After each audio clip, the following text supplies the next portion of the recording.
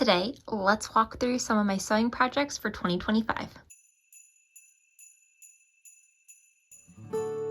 Welcome, I do sewing and DIY related content, and today we are talking about some of my sewing projects for 2025. Each year I try to put out like a goal or an idea that I'm going to go with, and this year's is all about finishing up projects that I started and never really completed, or that I bought the fabric for and just wasn't quite sure what to do with it. Like, I really want to try to finish a lot of these off. So let's go through one by one and see what I have up for this year. So starting off, I have this new look pattern. I have actually made this before. I've made it a couple times now. But what happened was a couple years ago, because I think this started in like February of 2023, I bought this fabric. You can see it, like, it's green with blue flowers. I bought it from Mood. I was like, this is gonna be such an easy project. I'm just gonna make this long sleeve shirt. It's gonna be so easy, it's gonna go so well. And I never made it.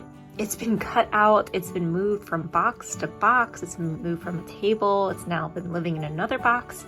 I am going to make this year though. This shirt deserves to be made. It doesn't deserve to live in the plastic bag anymore.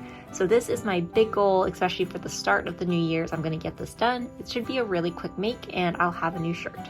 Next up, I bought this little quilt pattern a couple years ago as well, and I think it just looks really fun and really cute. I do have an Easter quilt. I like it, but it does have some flaws in it. Just when I made it, there was a lot going on at the time, so I had a lot of fun making it during that time, but looking back on it, especially when I see it each year after year, I feel like I could do better, and I think this would be a really fun, quick little make of a quilt to have for Easter. So I want to try to do this. I don't necessarily know if I have enough of the fabrics that I would want. As you can see, like, it mentions a lot of different colors, but I'm excited to try it and, you know, come up with some new ideas, especially to have all these cute little bunnies for Easter. So next, I bought this really nice, almost sweatshirt material from a local fabric store on Small Business Saturday. I thought it looked so warm, it's so comfortable and soft, and it actually has little flakes of color, so you can kind of see there's like some pinks and yellows and blacks.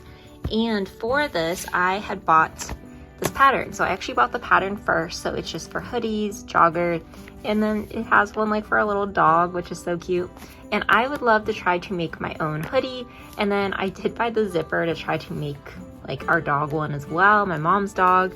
So I want to see if I can do this. I think it'd be a really fun little project. I also feel like working with this type of fabric, especially with your serger, can go really fast and be really quick. So I'm excited to try this one out, and I think it'd be really fun for 2025. Then also, this is something that I have had in my sewing room for a very long time, is this fabric. So my husband had bought this fabric. He wanted a shirt made out of it, and it's been here for quite a while, almost probably a couple years as well. But this year I was actually able to cut out the pattern. So he had found a pattern online that he wanted and he bought it. So this year I purchased it, the Jensen shirt. So we cut it out, I did a mock-up and it worked. So now it's just time to really go through and finish the process. So it has like little frogs on it. This was from a designer on Spoonflower. So I think it will be really fun to put together. I am a little worried it has a lot of buttons for being like a men's wear shirt, so that kind of scares me, but it should be fun and a good challenge. And then that kind of feeds into this other pattern that I got. I do want to try to make more menswear this year, so this features joggers, a t-shirt, like a little hoodie, and all of these would be things that my husband would wear.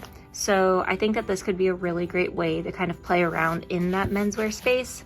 I do know that somebody left a comment asking, could I do more menswear? And I think this was at the beginning of 2024. I'm getting there. I know that this year we did like a pocket square, and then I've done like a couple patterns that were like more unisex, but this year we're gonna try to do some menswear with joggers, maybe a hoodie, and then this shirt. Then last but not least, I have this fabric. So technically I had bought this in May of 2023. This year I made a skirt with it. It was one of those things that I was really worried about working with it because it's just so pretty, and it was actually more of an expensive fabric, but I was able to make a skirt and it went really well. But as you can see, I still have a lot left over. When we got it, I think it was almost like 2.5 yards. Like, we just bought the rest that was on the bolt. So I used about a yard for my skirt, so I got 1.5 yards.